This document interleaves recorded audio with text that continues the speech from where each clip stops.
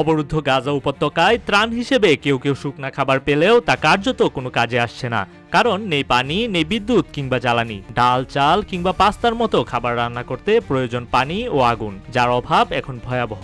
অধিকাংশ এলাকায় পানি প্রায় অনুপস্থিত। কোনোভাবে পানি মিললেও রান্নার মতো জ্বালানি নেই। মানুষ এখন বাধ্য হয়ে কাঠ এমনকি প্লাস্টিক জ্বালিয়ে আগুন জ্বালাচ্ছে। তবে এই পদ্ধতি ঝুঁকিপূর্ণ এবং দীর্ঘমেয়াদে অসম্ভব।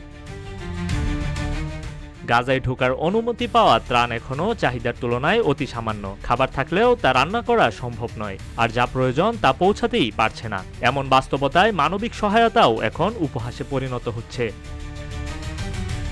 এদিকে প্রতিদিনই দীর্ঘ হচ্ছে গাজার মৃত্যুর মিছিল। গাজার স্বাস্থ্য মন্ত্রণালয়ের বরাতে কাতার ভিত্তিক সংবাদ মাধ্যম আল জাজিরা জানিয়েছে, এখন পর্যন্ত নিহতের সংখ্যা ছাড়িয়েছে ৫৪,০০০। বিবিসির খবর অনুযায়ী রোববার রাতভর ইসরায়েল যে হামলা চালায় তার বেশিরভাগই লক্ষ্য ছিল বাস্তুচ্যুত ফিলিস্তিনিদের আশ্রয়স্থল। যদিও ইসরায়েলের দাবি তারা হামাস ও ইসলামিক জিহাদের কন্ট্রোল সেন্টারেই হামলা করেছে। বেসামরিক হতাহতের জন্য ইসরায়েল দায় দিচ্ছে হামাসকে। আইডিএফ এর ভাষ্য, হামাস সাধারণ মানুষকে ঢাল হিসেবে ব্যবহার করছে। তারা আরও জানায়, গত ৪৮ ঘন্টায় গাজা জুড়ে প্রায় ২০০টি লক্ষ্যবস্তুতে হামলা চালানো হয়েছে। অবরোধ আর লাগাতার হামলায় গাজার স্বাস্থ্য ব্যবস্থা সম্পূর্ণ ভেঙে পড়েছে। হাসপাতালগুলোতে ওষুধ, সরঞ্জাম এবং জ্বালানির তীব্র সংকট চলছে। অনেক সময় চিকিৎসা না পেয়ে মারা যাচ্ছেন আহতরা।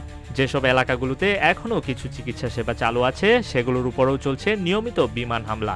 আশ্রয় কেন্দ্রগুলো আর নিরাপদ নয়, কারণ সেখানেও বোমাবর্ষণ হচ্ছে। শিশু, নারী এবং বৃদ্ধরাও এই নৃশংসতার শিকার হচ্ছে প্রতিদিন।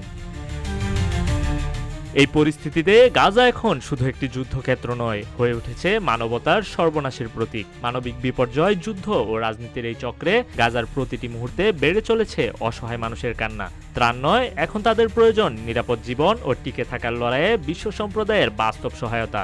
এই ভয়াবহ সংকটের অবসানে দরকার অবিলম্বে যুদ্ধবিরতি ও পূর্ণ মানবিক সহায়তার প্রবেশাধিকার। আন্তর্জাতিক সম্প্রদায়ের নির্লিপ্ততা এই ট্র্যাজেডিকে আরও দীর্ঘায়িত করছে। গাজার প্রতিটি ধ্বংসস্তূপ এখন প্রশ্ন করছে, কোথায় মানবতা? নিউজ ডেস্ক, রূপালী বাংলাদেশ।